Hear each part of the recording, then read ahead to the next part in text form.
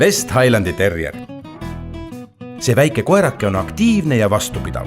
Talle meeldib pidevalt uurida ning uudistada ja järjekordseid pisikesi ulakusi välja mõelda. Otse loomulikult nõuab ta endaga luurele kaasa minemist.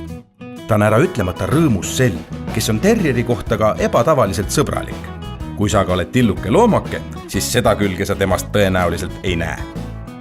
Kuigi ta on iseseisev, pole ta siiski liialt põikpäine.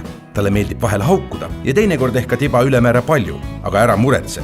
See tuleb vaid tema ülimast erutusest, kui ta planeerib mõnd uut kaeveprojekti sinu tagaaias. Ta on valvas, rõõmsameelne, julge ning enesekindel. Selle väärika hoiakuga kaaslase traatjas kasukas vajab aga päris palju hoolt.